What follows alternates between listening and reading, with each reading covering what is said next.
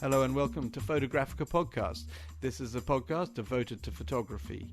It's about photographers, it's about their work, and it's about what they love doing and how they do it. I'm Alex Schneiderman. I'm a printer and photographer of some 20 years standing. My website, asprinting.net, is a great way to get in touch with me about any printing you might need. I'd like to thank Chad Lalong for the music that you hear on this podcast, and you can get in touch with Chad through his Twitter at Chad Lalong. That's ChadLelong. Remember, you can get in touch with me, Alex Schneiderman, through my website, asprinting.net, and I'd love to hear from you if you've got any suggestions or comments, or you'd like to discuss having some of your work printed. Thanks for listening, and on with the show.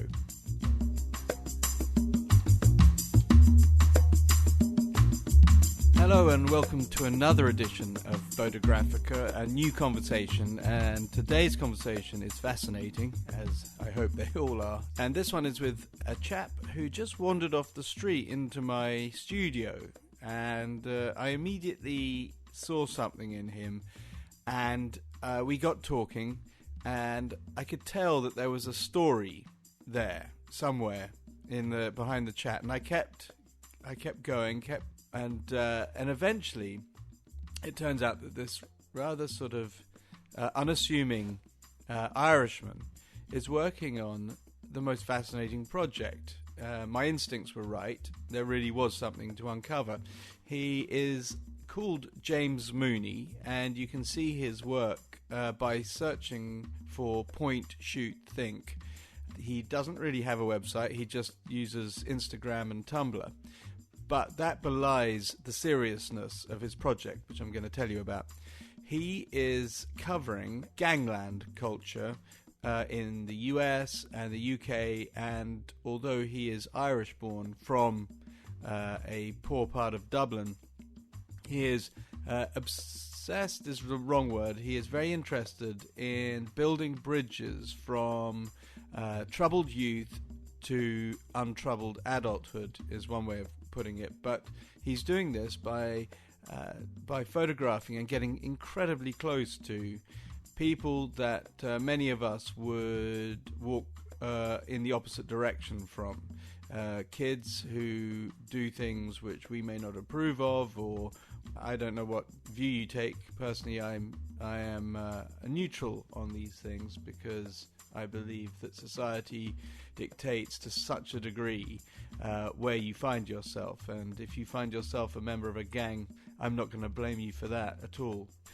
James takes a similar view, and with an open-heartedness, he photographs these guys in the course of their lives, and in doing so, he's become very close to some of them, and you can tell this from his work. So please check out Point, Shoot, Think, and without further ado, I give you James Mooney.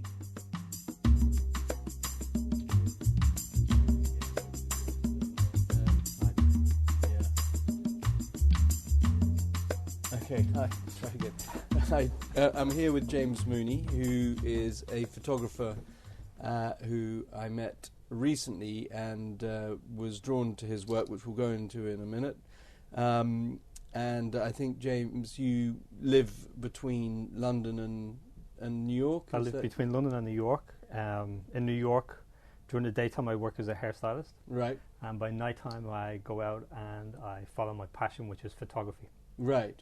And, I'm just going to ask you, because obviously I know what the answer to this is, but good to hear you say it. What is that? What are you concentrating on? A lot of social documentaries, trying to understand why kids get involved in gangs. Yeah. What's missing in society for them. Right. Is it someone made an amazing quote a while ago back in Mexico at a graveside, and it was based on his brother was in a gang, but he wasn't in a gang. He went to college and he studied architecture, and his brother was heavily involved in gangs, fully tattooed. Yeah. They came from the same father, same background, but one took one route and the other took the other.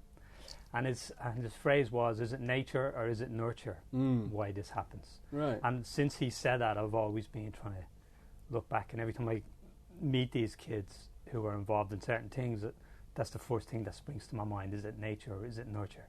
Right. And are you anywhere near a conclusion? No, I'm miles away. No. But photography has helped me because it sort of gives me access into lives that I wouldn't normally get a chance to get into. Yeah. Because I feel that in America, photography, people are more open to it because I feel that they have a story to tell. Well, they feel they have a story to tell, and they want to tell it. Do you find that generally? I mean, I'm going to come back to the photography that you're doing. I just wanted to ask you: do you think that's a general difference between the way Americans view being photographed as opposed to Europeans or English? Or I think Americans are more open because I feel that they have it in importance, and I think they're more emotional, so they wear their emotions on their sleeves. And they're not scared of showing that. So I think they're more open about it because I feel that they want to speak about it and they want to tell what they're going through. And where here it's more a little bit stiff upper lip and like get on with it. It's like, when I was growing up or you were growing up, you were told if you had a problem, just get on with it, you'll be fine, don't worry about it. Where there they want to analyse it and talk about it. Right. Even the street kids and the gangsters and. Well, I think there it's a little bit more different in the sense that that's where society fails them because it doesn't really put money into education within these areas. Right. So they don't really know what else is out there for them. But the guys, when you turn up with your camera, and what reaction do they give you? I mean, do you have an entree into their world? Sometimes I do, and sometimes I don't. Like the guys I met on Times Square, the ones that sell the CDs, it was completely random and just by chance that I got speaking to one of them, and then I became involved in their lives. Like I'd follow them around and photograph their families, and I'd spend a lot of time with them. With the subjects that I do, I don't sort of go into their lives and then I leave them. Yeah, I tend to spend a lot of time to try and understand.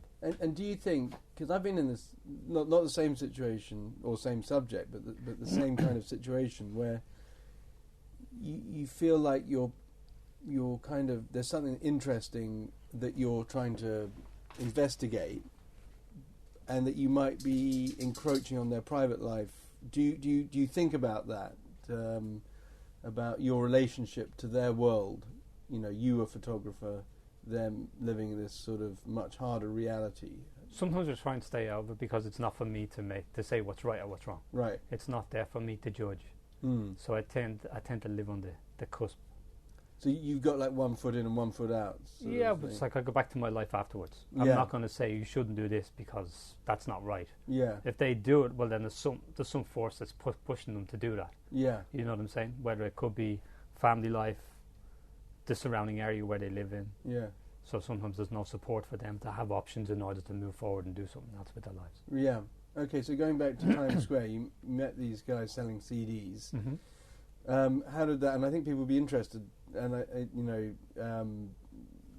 to know how it unfolds, how that I mean in quite sort of some detail, because you come up out of the street, you're a distinctive-looking white guy with a funny accent, as far as I can say, which helps sometimes as well to get into. Yeah. Which helps, like I guess, to break the ice sometimes as well. Right. Because they're looking as, he's not a cop, but you could be. Yeah. But he's not a cop, he's not working undercover to try and get involved with us. Yeah. He just has an ear and just wants to listen. Yeah. And I think with photography it gives you that, because it can be a dangerous tool and it can be a helpful tool, where sometimes you can exploit instead of explore. Yeah. So I think you've got to be very sensitive. That's what I was trying to sort of get at, is, sometimes you think you're prying for your purposes, but not for their purposes. Do you know what I mean? It's very easy. But I guess some of it is my purpose as well, because otherwise, you wouldn't be attracted to it as strongly, I guess.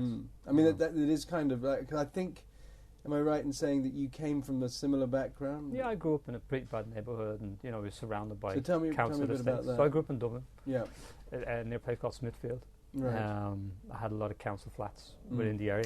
I was very lucky to have the parents that I did that instilled very good values with us. Right. It could have gone another way if I had a follow in the pack. So that's a nurture. Yeah, the nurture. So it's like, because of the parents that I had, they were very aware of us.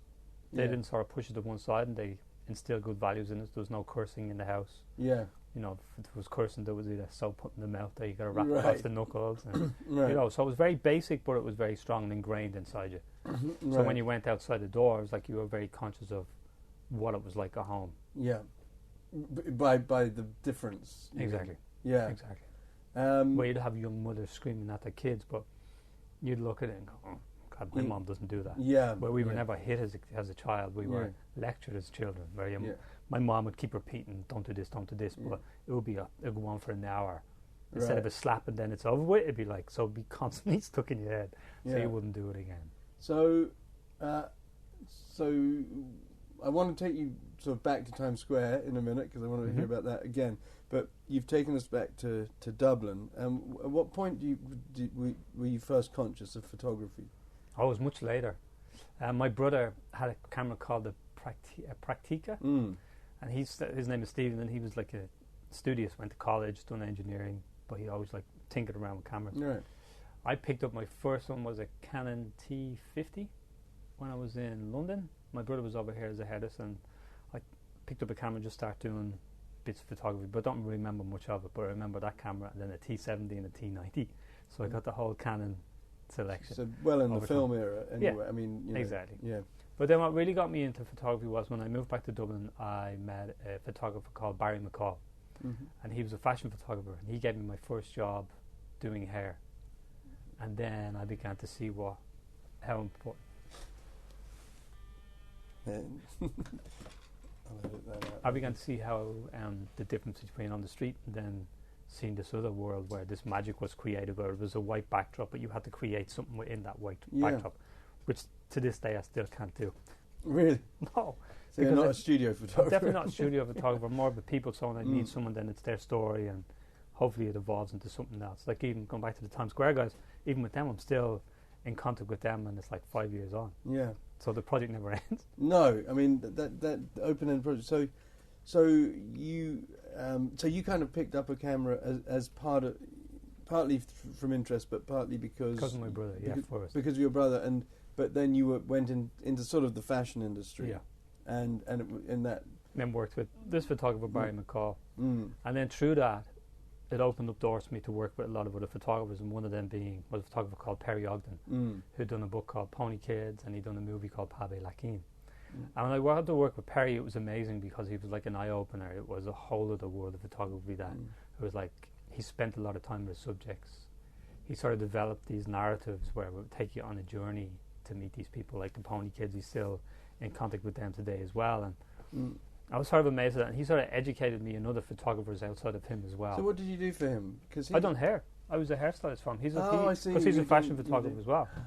Right. But within his studio, there was all these books that he had. I was like, I never had a photography book when I was growing up, or when I first started taking pictures. None serious anyway. But Perry, it showed me this whole other world that was out there. It was kind of amazing. Yeah.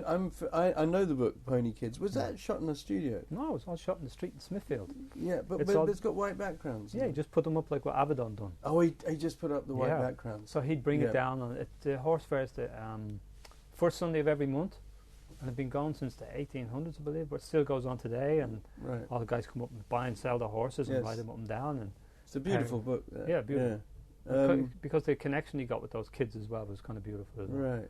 You know. So you've sort of found, it's funny because you've sort of, whilst you've been well in the fashion industry, you've definitely got this sort of sense of the documentary purpose of photography, purpose of photography. I think it was because of either the books that Perry had that he showed me there was another way.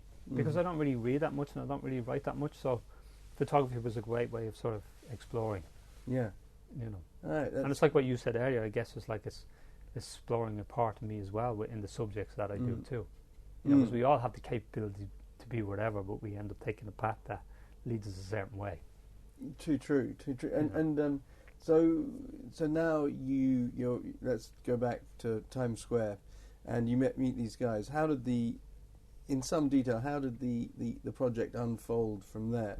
So what happened was Martin Martinez was chased down by the police. He'd come down from Virginia, and he's the brother of Omar, who's another, and he was my main contact when I get in there. And it just so happened that Omar was the brother of Martin, right? And it was after he had got killed that I'd start speaking to Omar without any knowing that he was the brother of, or that it was somehow connected. Because I lived just by Times Square, where I'd always see these guys up and down to see these, and I was fascinated by it because they created a hustle out of nothing. Some people hate it. A lot of people don't agree with it, but I think it's creative. Just tell me explain what the hustle is. So the hustle is selling CDs, selling your music. So they would create music, put it on CDs, and then sell it to tourists. But they would have you in a moment where it's like, take this, it's free. So you'd have it in your hand, and next minute you'd be looking at it and you go, yeah, that's me, I made this music, I'm trying to make a music video for MTV, and there's a whole spiel to it. So the next minute, if you want to give us a donation, give us a donation, that'd be great. Next minute you're opening your wallet, you're giving them $5 and $20. To me, that's genius. And that's a great salesman, because you're selling something that they haven't, a product that they haven't heard, that's a plain CD inside a plastic sleeve. Yeah. So that's creative. Yeah. So instead of going and selling drugs on the corner, they're selling these CDs on the streets. And they are ambitious for their music. They are ambitious. There's a guy called TB Hubetta.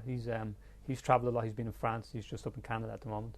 There's a guy called Labaranx. There's Timbo King, who was part of the Wu-Tang Clan. So it's like there's substance there as well, but people don't see the substance because they only see what's in the papers going, it's a negative thing. Don't get me wrong, there is other guys that come up and they hustle hard and they make money from it, so there's another side to it as well. So with the photography, I didn't want to show, I saw what I had seen, not what the papers were saying. Yeah. So I saw a human side to it as well. And so they sort of accepted you, taking pictures of. Yeah, I was very lucky. I was like super lucky. Went to the houses, met families. Right. Photographed their pregnant girlfriends. Yeah. After I met Miss Martinez, we got to interview her, and I'd done a piece with Martin Bell. You mentioned him. We sort of set up a list of questions, and we done this audio piece with her. But it was based on, most people when they lose their kids and this gang-related stuff, it was got to do with that they always spoke in the present and never in the past. So I was like, oh, how's Martin doing? Oh, he's doing good. What did he like as a kid? And everything was, he loves. It's not he did love. Yeah. He wears, not he wore. Yeah. So everything is very much, and it's sort of super interesting. So the idea was we were going to put the audio with photographs. So his favorite coat, like there'd be a story behind a jacket that she bought for him. So the jacket would be still there and photograph the jacket. What was his favorite food? Oh, he loves to eat pancakes, and we'd photograph in the kitchen with, the pancakes, and then, attach the two together. God. Then we done another mother, I can't remember her last name, she'd kill me. I have it somewhere, but it was the same process. When we sat with her, everything was in the present and never in the past. And so what happened to those pictures? And the audio? I still have the audio. Right. I'm one of these, I'm like a hoarder. Yeah. I collect so much, Alex. It's like the same with the photography. People say to me, why don't you put it out there? I'm like, that's why Instagram comes in, and sometimes that's a great tool to put out a snippet more so than the whole thing. But I mean, I know, Point Shoot Think is your Instagram, and then your Tumblr is the same thing. They're just pretty much the same, but bigger. Yeah, exactly. bigger. Yeah. But so you've and you haven't just worked in New York with gang members. You've worked L.A. Yeah, and then I've been out in Cleveland with those 12 o'clock guys from Manhattan. So just tell me about them. So I can't mention the guy's name here because there's a certain situation. But I met someone here that does the 12 o'clock here, and I go out with them. I'm documenting those guys. And what are they? 12 o'clock is a gang. They're a group of kids that. They express themselves through motorbikes. Right. I'm seeing. I know it's the like picture. It's like a freedom for them. Yeah. They are looking for a space to do it in, but the police and the mayor's office won't give them anywhere to do it in. So therefore, they drive them from the spaces where they go, which is like so. My thing is, Alex, I'm very one-sided, and I haven't gone to the side of the police yet. Yeah. So. I might sound a little bit ignorant in that sense because I haven't it can be looked upon that way because I'm looking at their side. But you're just observing. Yeah, I'm just observing, but then it's like sometimes I can be a bit naive because I should be photographing from the police's side as well. If you want to tell the full story. If you want to tell the full story, because I'm only doing it from my side at the moment, which is something that I'll probably do down the road. But I'm meeting someone tonight that hopefully we can make that happen. Right. And I think that... But that's interesting. Can I just stop you there? Because that's interesting, because I don't know many photographers who... I mean, yes, if you're saying, I'm making a sort of reportage of the, of the 12 o'clock... Sure, 12 o'clock gang boys, or whatever. on their bikes, they would gravitate towards the interesting thing, which is the crazy stuff these guys do on their bikes, right. which pictures you can see on your Instagram. Sure. But and to get the whole thing, the police point of view, is almost an act of journalism. If you don't, because you're moving from being an artist to almost to being a journalist. Sure. But I can't write. That's my problem. Right. Sure. But does that strike a bell with you? You know, what I mean, that, or ring a bell, or whatever you say, resonate? Yeah, of course. You know that you're trying to do something which is more, it's fairer, I suppose, for to sure. the subject. No, for sure. You know, I mean, because I have it where, for example, like when I photograph the guys, a lot of them, they hide their faces for obvious reasons. But I admire their freedom and their sense of no fear, that if they come off this bike can lose their life at any moment. And that can happen quite easily. But they don't really take that into account, and sometimes I wish I had that freedom and that looseness. But I don't. Well, you've got to be slightly fatalistic to be in that. I mean, I always think that... But then, fatalistic, I mean, when I see them when they get off the bike and after they've done it, they're like puppies. Right. So you have this like crazed energy where they want to get out and they want to get to do it and they're hungry to do it. They go off and they do it, but then they're like, it's a different person. So, I mean, just so that because this is an audio type of experience, and the people listening to this might not be familiar. I'm going to try and post some of the pictures, in the program notes. Sure. But what are these guys doing on these bikes? I mean, so a lot of them they wheelie on them. Yeah. But they bring the bike all the way up into 12 o'clock. That's what the 12 o'clock is. Exactly. So, okay. They'll dance, like some of them call it the ballerina, where they will have the bike up at say 12 o'clock, but they'll be dancing on the saddle. Right. And switching legs over and hopping down and jumping back up again and going between traffic. Right. And I mean, some of it's at really high speed. And I've seen ones where they're joined together, Joined together, everything. Where they've got, holding each other's hands, like in that pictures at night, and going down the road. And so it is very dangerous. It's kind of dumb. I mean, it kind of sounds trite to say it, but it is super dangerous. You know, they must get injured. Some do. I mean, a lot of kids have died from it. Right. You know, in the States, there's been a lot. And is there a craze? Is there a craze here for it, or is it? It's different here because it started on Vespas, right? And to try and lift a Vespa up is difficult, and that's a skill in itself. And these kids can do this, right? And it's amazing when they do it, and you just see it in their heads, and I'm like, whoa! And it's like, it creates this freedom, which I don't think they get in the estates where they live. So, do you see any link between the pony kids and the? It's like a modern day one, yeah. Well, the pony kids still exist, but there's that sort of freedom that these kids find in. Well, I think the pony kids is like heritage. I think that comes back from centuries. Right. You know what I'm saying? So I think that's where the similarity is. But it's funny because I just got this image flashed in my mind that it's kids doing this stuff, and somehow it's not entirely, it's not condoned by the establishment. I mean, the pony thing is wild to a certain extent. But that's not even condoned by the establishment in Dublin. I mean, it's because I've just been photographing those kids in Dublin as well. Right. And they have the same problems too, but not to the extent. The motorbike thing is a whole other... Right. It's a whole other level because you have the noise. Yeah. You have them going between traffic. Right. You have them going into areas where they shouldn't be in. Yeah. I mean, one place that they had was Brimsdown, and I went out one Sunday. Where's that? Enfield. Oh, right, here, right. Yeah. And I went out to photograph this young kid, Jake. His name is Jake, and he does it on pedal bikes. And even the kids on pedal bikes, the police don't want them coming together and doing it either because they find it dangerous. But I always look at the skill and the freedom that they have. That's what motivates me to want to be part of it, I guess. And to see them creating something out of nothing. Yeah. But then that it brings these group of kids together to create a community amongst them. I mean, they're so. I mean, that's interesting. So you're photographing this, and at the moment, you're collecting. I'm collecting, yeah. I'm hoarding, my wife says. Hoarding, yeah. Which someday it's like it's sort of amazing. It's like a lot of the stuff before Instagram, which is a great tool. I never really put anything out there except the odd thing on Tumblr.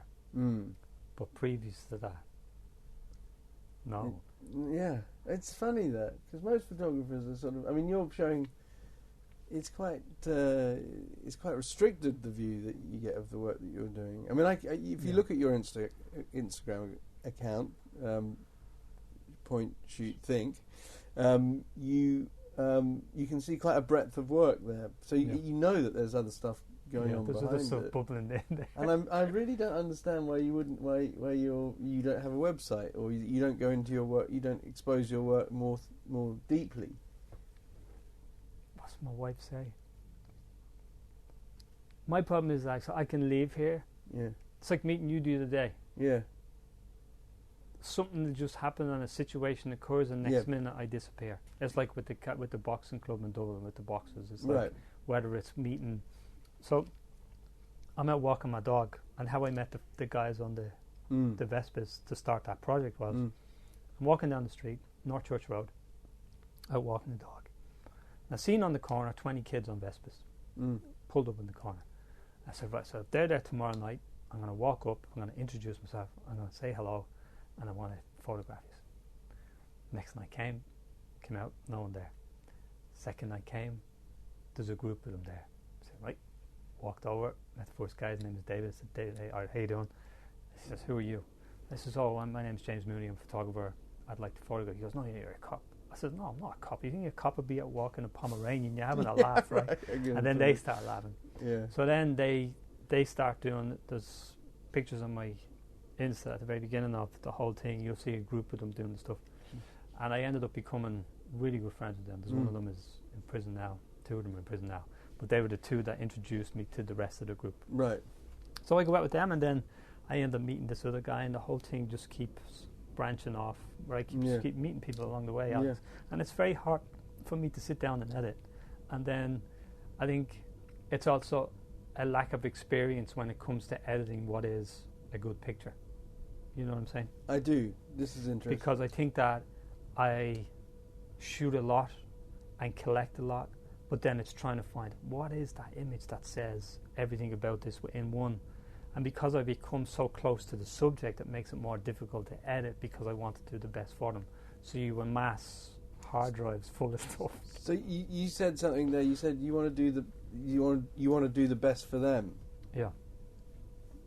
Why? Why do you care about them? Because they're letting me into their lives. Right. Which is a big thing. Because for me to let someone into my life, it has to be but a connection. Most documentary photographers I know don't give a shit about what the people think. But that's the difference. I want to have it. It's like a friendship and a bond. Because I think if someone's opening and letting you into their life, I think you've got to respect that. Yeah.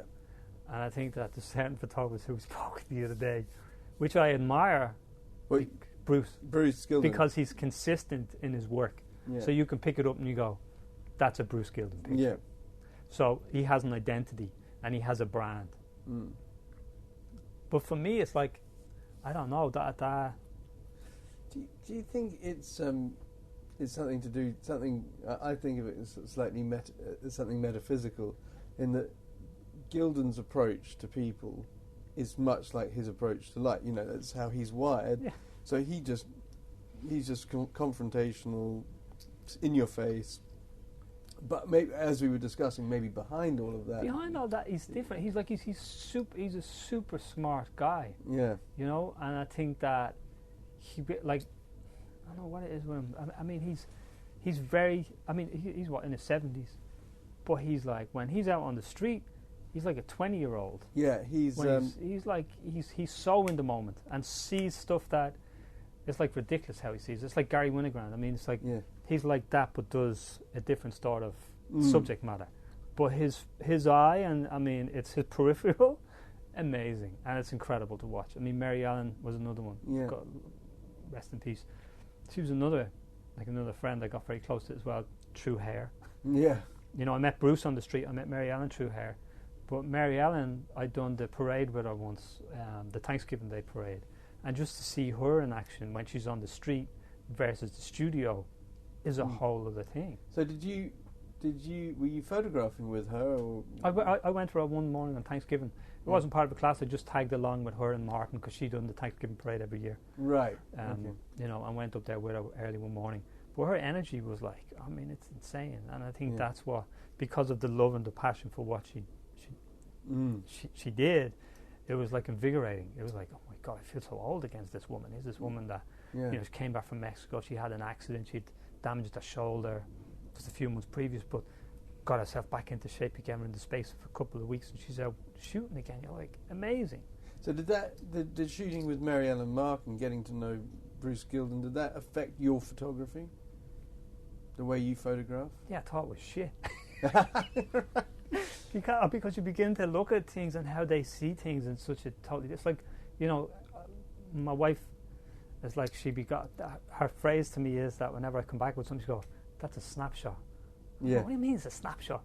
She goes, there's no content to it. It's like it's a snapshot. So she'd make me think about how I went out and photographed. And then seen Mary Ellen's work and, you know, Bruce's work, but seen Mary Ellen's work because of Perry, first of all, through books, but then getting to actually work with her, doing hair, and then getting to become a friend and you know, and see her work was, I mean, how I shoot and how they shoot was like, forget about it. It's like you're like a tadpole in a pond. Right, because what I was sort of getting towards was that we each find our own sort of, we're like fish swimming in a stream, and we each find the stream that we feel most comfortable in, if you know what I mean. So if your way of working, say with the kids, for some reason suits you, there's some psychological reason for that. Sure, whatever it I think is. you have to have that connection. It is like a yin. It's like the mirrored image of you, I guess. Yeah. I don't know who said it. What was that? It's like you're always attracted to the opposite of what you are because that's really you. Yeah, probably Buddha or something. Yeah. But, I mean, but the. But in the same sense, that I'd never, like you said earlier, like with most documentary photos, they tend to take away the soul more so than keep the soul intact of the subject. Well, I think this is fascinating because I believe that photographers do rob a little bit of the soul when they do. And I know they say it's primitive people and all that are scared of it, but I do think when I photograph somebody or anybody photographs somebody, you are in fact taking a little bit of them away because you've assumed power over them, over them in a small way or maybe even in a big way, but you've got something of theirs. You have to manipulate them in order to get the picture, more so than letting it just happen. But in the frame. But even if you let it happen, even if somebody's not even aware that you're there and you photographed them, you've shot them, and you've got something of them. I mean, you could publish that. You can. You've got a record of them. You have something of them. They have nothing of you. Sure. Yeah. You know, but you've got something of them. There's a power imbalance, which I think is interesting, and that's why I was interested in what you said about doing the best for them, because I don't often hear that. Because I think that as photographers, partly because of people like Bruce Gilden and you know and their sort of approach, that they're in and out, it's bang take and get the fuck out, you know, and that's it. And I kind of grew up with that sort of mindset, but it's only since I've been say in the last sort of 5 years or something like that I've adjusted the way I think about that to a certain extent, and I actually think that they're part of it. Your subjects. Oh yeah, of course. Yeah. Well, they have to be. I mean, if they're giving you something, I don't know. It's difficult. Yeah, but it's very. I mean, I think because I look at say, you know, Martin Parr's work or something like that, and sometimes I see a point of view in there, which I'm not sure I always appreciate, if I can put it that way. You know, I mean, suddenly you can see there's a slight sort of hint of the perspective of the photographer, rather than somebody who's imbued in what they're doing, completely immersed in what they're doing, like your work is. You get into the game. From the looks of things, the angles that you shoot at, you're often low in the shots, and that implies in the looking at the pictures that you are completely you're putting yourself in a position of trust with them. Well, for sure. I mean, I done one on Sunday where I'm in the middle of the road, and where Wavy and his friend, they want to no noise. They want to touch hands coming towards me. So it's like, that picture's extraordinary. it's one of those things. Okay, I know you, I trust you, but I don't know if he's as skilled as you are on the bike. But I'll give it a go. I'm going to take your word for it. The picture's extraordinary, and I know the one you're talking about. I was wondering about that. There's some, Then Jake with the pedal bike, he's coming towards me. He's just. How did that happen? That picture. That's how they ride it. So they do a thing called swerving, and they'll do that on the back of car. So they'll be going towards the car, and they just swerve the bike while he's on one wheel. Physics, I don't know how he does it, but it was amazing. I mean, it looks like you're about. I was right beside it. Whole thing. Yeah, I was right beside it. Yeah. So he came up. He was literally that much on the camera when he swerved like that and straight out. I mean, that's what I'm saying. It's like it's amazing the skill that the kids have, but it's not focused into something where they can either turn it into a career and make money, or they can be shown options where they can take that skill and that amount of dedication and put it into something else that they love, where they can make money from. Do they make videos of themselves? Yeah, they make videos. Yeah, a lot of it. Yeah. So I mean, on Wavy, his account is One Wheel Wavy. He's one of the best riders over here, and he's amazing. But this is totally underground, though. So it's well, I mean, the police don't want them doing it on the streets, but they keep going to different strips to do it on. Which I think that would be better if the police did give them a strip to go to, because then it'd be safer. Instead of, because I have a feeling that they try and push them out of these places to put them on the streets, because then they can chase them down and then arrest people. Right. So it keeps their numbers up and keeps the prisons filled. Instead of working with it and creating a solution for them, they work against it. Yeah. So there's two kids already dead. Henry Hicks, which is up in Islington, and then the other one is Leidy, who was a promising footballer, 17, who crashed into a white van on the Lower Clapton Road. Right. So, and on bikes, yeah. Right. You know. And so is there an end to the project? I mean, if I say the project is gangs in general, is there a point where you think... Let's just say youth. Let's just call them youth. Youth, sorry. Youth, community. Because it's someone that says to me, so a good friend of mine now, Richard Cabral, he's from LA, and he was a fully fledged gang member. I mean, he's doing great now. He went to jail for attempted murder of a rival gang member. He came out, and there's an amazing place called Homeboy Industries in LA, run by Father Gregory Boyle. And what Father Gregory does is that he has a famous saying called "jobs, not jails," and he re-enters them back into society through education, having them remove the tattoos, having them psychologically evaluated, but then having really good counsellors to work with them. Right. There's an NA and AA program in the building as well. What's it called? Homeboy Industries. Homeboy Industries. It's amazing. It has a bakery downstairs, and they Richard trained as a pastry chef in there. So Richard goes there, and I met him through Jamie, through Urban Kings, which is another label out there. And when I met Richard, he was a completely different character. And we had spoke, about gangs and how did he get involved and what was life like from him. And, some of it stems from home, some of it stems from school, society outside of it. And he made this one great phrase. That's like the other one, nurture versus nature. And he had a tattoo on his face. And a counsellor said to him, she goes, "You never be accepted in my community with this on your face. You're going to have to get rid of it." And his answer to that was, "Well, you won't be accepted in my community because you dress like this." So it's like they have communities and societies within their boundaries as well. So, I mean... Yeah, I mean, it's... there's a sort of fragmentation, isn't? I mean, or delineation between them, let's say, and the rest of the world, and the established world, the world that they feel excluded, perhaps from. I mean, do you? Because you're photographing very widely. You're in London. I think you're going up to Manchester on Friday. I'm going to visit one of the guys in prison on Friday. I'm trying to I always want to try and figure out how do I get into photograph these guys. So if anyone's out there who can help me, that would be fantastic to get access to photograph some of the subjects that I've worked with who are in jail. Can you get in? Can you photograph in jail? This is where education comes. I have a lack of it, so therefore I don't know how to. But that thing, do you think that works to your credit? Sometimes, and I think that's why I spent so long with them. with the people that I photograph.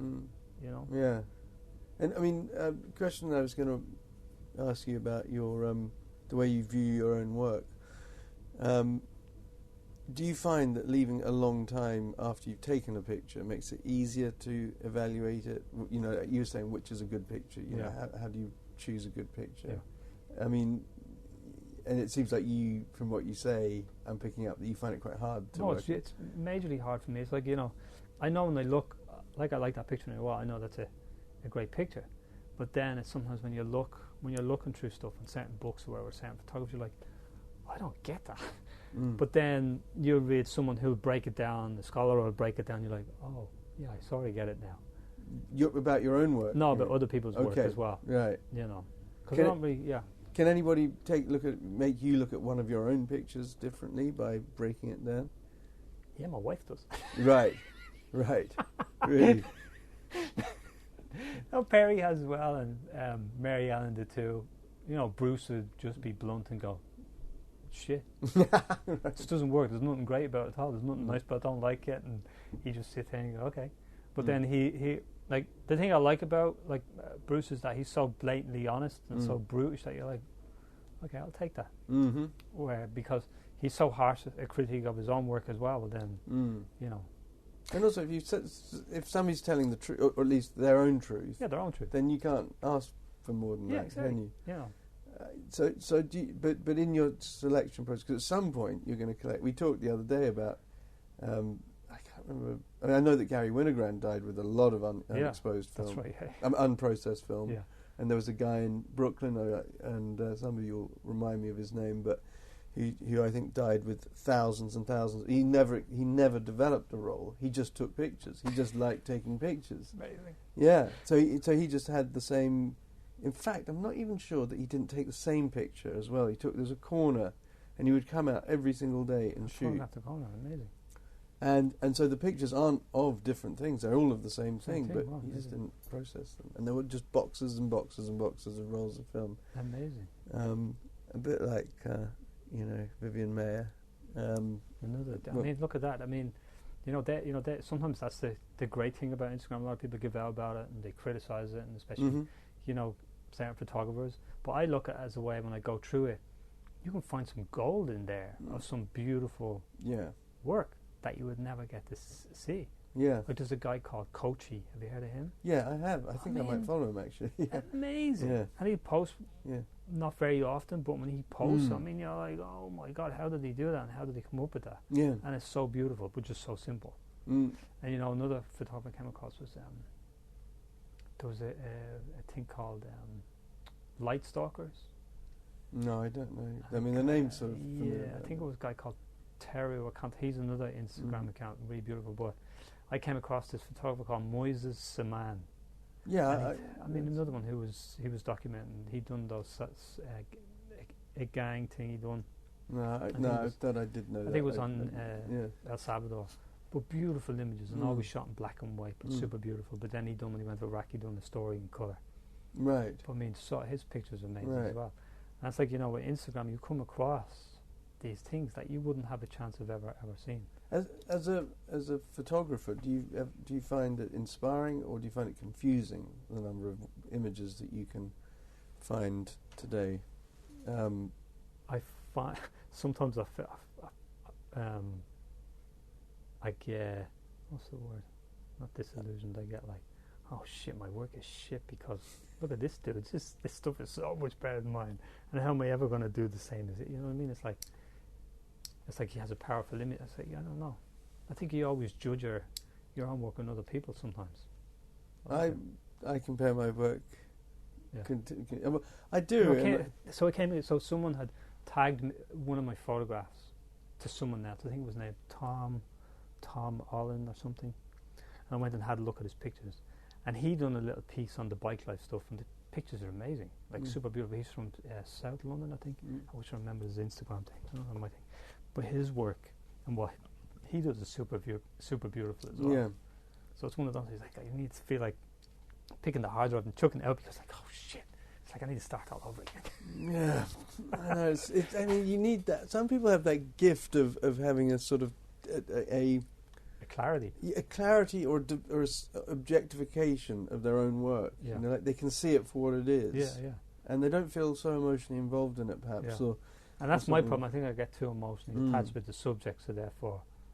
Yeah, one of the most liberating things that happened to me was, in this vein, was when I did my book, Want More, and real editors got involved in making the selection and took the and in fact I didn't do the final selection for the book mostly. I mean, I did have final veto, but I didn't really put the final selection together. And in doing that, I saw my pictures in a completely different way because they had chosen them and I trusted them. Amazing. And that is a very valuable thing to have, is somebody else looking at your pictures. I was just thinking, I had it once with Dazed and Confused. They had, so I done these street fighters that lived on Union Square called the Union Square Spartans. Right. And I'm still in contact with those guys as well, so I wouldn't be working on anything. George, did they fight in Union Square? Yeah, they had a fight club in the middle of Union Square. It was amazing, but it was all based on respect. So again, the police shut it down. I mean, for me, it's like you have a group of kids, they fight each other, but then they get up, they shake hands, and they get on with their life. But are they bare knuckle fighters? Yeah, but it was like wrestling. I'll show you a clip of it. It's kind of great. If you go on YouTube, there's one called Shadow versus Flow. Shadow versus Flow. Flow. Okay. Yeah, and you'll see it on the night photograph. Right, we'll put links up on the. Yeah, and I'm friends with Shadow still. I mean, he's in the now jail. I'm still friends with his younger brother Red. Just seeing him on Union Square. The last time was there.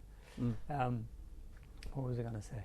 Yeah, so Rod Stanley, who used to be the editor of Dazed and Confused, he's with Mac Makeup in New York now, and Stephen Ledger Lomas, he was the picture editor of Dazed and Confused at that time, and I think he's with Art and Commerce now. He's a photo. He could be he could be an agent with Art and Commerce. I think he is an agent with Art and Commerce for the photography side. And when a friend of my wife's had seen the images that I'd been photographing, she put me in contact with them. I think her name was Nicola Moulton. She put me in contact with Rod. I sent him some of the stuff, and they really liked it. So instead of me picking out the images, I sent them the whole lot. And they went through everything, and they created the story in that. And then on the back of it, they ended up giving me an exhibition next door to the Dazed and Confused offices. Right. But I didn't edit anything because it was so close to it. I didn't know the wood from the trees. And sometimes I think that's my problem, is that I get emotionally involved with them, that I don't see the wood for the trees. Yeah, I think a lot of people would, agree, or that would reflect the experience of pretty much, most people.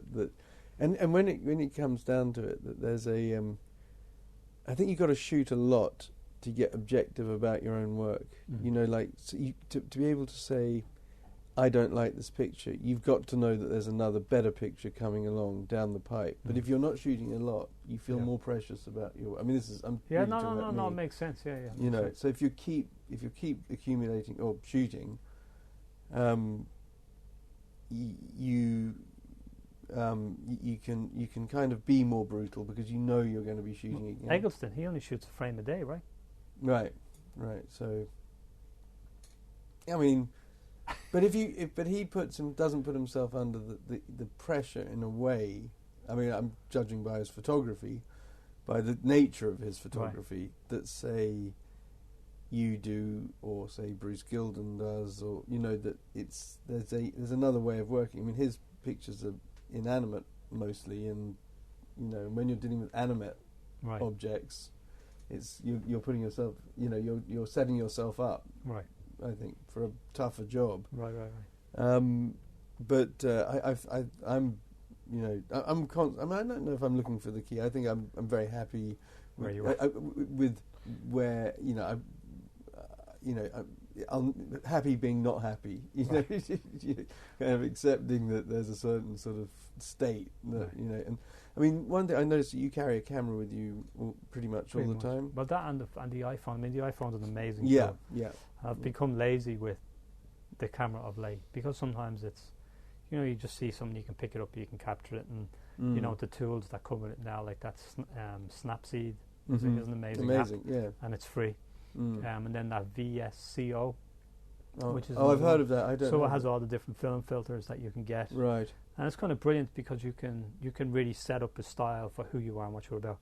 And that's another thing is like my wife would always say, like, you need to be more consistent in who you are with the image, whether it's colour or whether it's phone. I know, and it's so true. And because people can relate to it, and then they want to follow it because they feel as if when they go to that, they're going to go, oh, we know what we're going to see, and we're going to be taken somewhere. Clearly a visionary. She's a smart lady. Yeah. Yeah. I think it's so true. I find it. She's my hardest critic. Well, I'm the hardest critic, but you're the most destructive. critic. Yeah. There you go. I'm the destructive one, but she's doing it in a way that I'll think more about the process. Yeah, because that thing about being consistent in what you put up, I find it really hard. Because sometimes I think this looks so fucking good in colour, and I don't want to put it in black and white. And then, but I know that a lot of the ones that I follow are. There is a consistent look. Kochi is a prime example. Yeah, prime example, and he's only very few images. So, do you feel that sort of split between what you think you should do and what you just feel like doing every day, my friend? Yeah, that's my life in a nutshell. Yeah. It's like I'm shooting those guys. Like, do I shoot from here? Do I shoot down here? And then it's my wife got me this book, and I've just been reading that, and so I'm not a great reader. Mm-hmm. But this is a great one because it simplifies photography in a way, and it sort of helped me to understand about layers. It's a brilliant book. It's an amazing book. I did a whole... It was a Valentine's Day gift, which is even more special. But it breaks down very simply how to do a good photograph, what layers are within an image. Read out the title because it's... read this if you want to take great photographs of people. Right. And it really makes sense because it has a lot of good people in there. No, but I think that it's a genuinely good book. In fact, it's not that one that I wrote about. It's read this book. Read this if you want to take great pictures, I think, or better pictures. I think it's the first one in the series. And I haven't seen that one. It's fantastic. It's fantastic. Because it simplifies what's going on in my head when I'm, when I approach a subject. So now I'll think about, for example, like when I went out on Sunday to photograph the guys on the bikes, I just went and I shot as I did the week before, but now I'm going to think of another way of doing that to condense it and be more focused, so it's not stop all over the place. Yeah. I think but I find that going around with a camera is both. I've got to the point now where I don't always carry a camera with me. I mean, I got the phone. The phone's always there, but because I'm just accumulating too many pictures. If you and in a way, the more you accumulate, the more you cover the ones. This is the way I'm thinking at the moment. The good stuff. The good stuff. Yeah. That you're piling. Mediocrity onto the gems, and the energy that's required to go through. You sound like my wife now. Yeah. Right. Well, she's obviously got... No, she's mad. But then it's like, for me, it's in the massive stuff, but then I guess the confusion comes from me to looking at so many other photographers, and, it's not just about street, it's about art photography as well, that you think that's like, oh, this could be, but then you get lost in that and you forget. So you have this mass. I don't know. I think it's fascinating. I mean, and, I don't think I'm ever going to get out of you what you want to do with these pictures at the end. I mean, and I suppose. Well, I'm going to do an exhibition. I'm going to work. My plan is this year to do an exhibition. That's what I'm working on at the moment. Whereabouts? Hopefully London. I'm going to try to figure out and get one here in London. I had one here with Days and Confused, and then Claire Ruin's bookstore. Yeah, I had one in there as well. You did? Yeah. All right. Yeah. when was that? Oh, it's 6 years ago. It was with with those. When she was still alive? Fighters, when she was still alive. That was very sad when she passed on. That was awful, yeah. But I think we got, I think an exhibition is a great thing. I think books it's very hard. I had a meeting with the people from Trunk, Alex Gulan, through another fashion photographer, Chris Kramer. Right. He had, because he's always, he likes what I do, and he's always pushed me to do stuff with it, but I never do anything with it. So he had made an introduction to me with Alex Gulan, who is the books and exhibitions curator for Trunk. Right. So I met him in London, and when I came along, I was like, it was that morning again. I'm like, It's a scatter, Alex. What goes on in here is a scatter. Yeah, it's like, sure. I had these prints of these 80s kids, these retro kids I've been photographing in New York for the past 7 years, and they dress like they're from the 80s. Right. I mean, it's full on, but amazing. But that's a whole other story. But and I had some of the street stuff from an exhibition that I had in New York. Yeah. I'd done this piece on whenever it rained, I'd go down to the corner of 42nd and Broadway, right, and sit under an umbrella and photograph right the connections between people, because whenever it rains, people become more romantic. Yeah. That's in my mind. It's like because someone will put their arm around to keep them under, or they'll hold hands to keep close. So the umbrella created this sort of thing. Well, I haven't seen any of those pictures. Yeah, they're not up there. Right. They're in the box back at home as well. So that was another thing too. That's amazing. Yeah. So it was called Moments in New York, and it was all like snippets of, like, it was part of the Rain series, and then there was part of like emotion between people on Times Square and around the city. Because you can photograph anything, and you can do it, and so long as you do it in your own way, then it's going to be okay. Isn't it? It's when you start, when you get pictures in your head of classic pictures of people, you know, and you kind of suddenly that overtakes what you're doing, what you're thinking, and all of that it becomes. Like you flick through Instagram, it's like, oh, my work is shit. No, I'm not going to let you. Hey, listen, James, that's really good. Alex, thank you so much. That was really good. Shaking hands, as I always do. Thank you. Hey, but that's really good. Thanks. Thank you. Yeah. Thanks for having me. And Oliver's been sitting on your lap the whole time. I know, super quiet. She's so been quiet. photographed a lot too. She has been. I'll bet. Yeah. She's gorgeous. So you give me links and things like that. Any of your favourite things. If you email me sort of like you know, anything that you can think of that you like, or you know, and some pictures that I can put into the of the bike stuff and stuff like that as well, for the anything that you want, really. Okay, you know, that I can put into the, you know, into the post, because I do a longer post with the thing. Okay. Where does that go? It's not on the podcast, right? It's separate. Well, it's on the website. It's on the podcast website. Okay, fantastic. Yeah. Fantastic. So, that would be great. Amazing, Alex. Thank you very much. Hey, thanks. Yeah.